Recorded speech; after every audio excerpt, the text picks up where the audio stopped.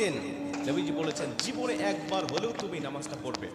এই হাদিসটি ইবনে মাজাহ শরীফের, তিরমিজি শরীফের এবং আবু দাউদ শরীফের 1297 নম্বর হাদিসের মধ্যে এই হাদিসটা বর্ণনা হয়েছে এই নামাজের কথা। নবীজি তার চাচা আব্বাস রাদিয়াল্লাহু তাআলা আনহুকে ডাক দিয়ে বলছেন, চাচা আমি আপনাকে এমন একটি নামাজের কথা বলছি, এই নামাজটা আপনি প্রতিদিন একবার হলেও আপনি আদায় করবেন। চাচা যদি প্রতিদিন সম্ভব না হয় অন্তত সপ্তাহে একবার হলেও আপনি নামাজটা পড়বেন। যদি সপ্তাহে সম্ভব না হয় তাহলে আপনি মাসে অন্তত একবার এই নামাজটা আদায় করবেন। চাচা যদি মাসেও আপনার পক্ষে কষ্টকর হয়ে যায় বছরে একবার পড়বেন, যদি বছরেও না পারেন জীবদ্দশায় অন্তত একবার হলেও নামাজটা পড়বেন। কারণ এই নামাজটা এত পাওয়ারফুল নামাজ, এই নামাজটা আদায় করার কারণে আপনার প্রকাশ্যে অপ্রকাশ্যে যত গুনাহ করেছেন, আপনার ইচ্ছায় অনিচ্ছায় যত গুনাহ করেছেন, আপনার অতীত জীবনে যত গুনাহ করেছেন সব গুনাহ আল্লাহ আপনাকে ক্ষমা করে দেবে। চাচা এই নামাজটার নিয়মটা একটু ব্যতিক্রম। এই নামাজটাকে বলা হয় সালাতুত তাসবিহ।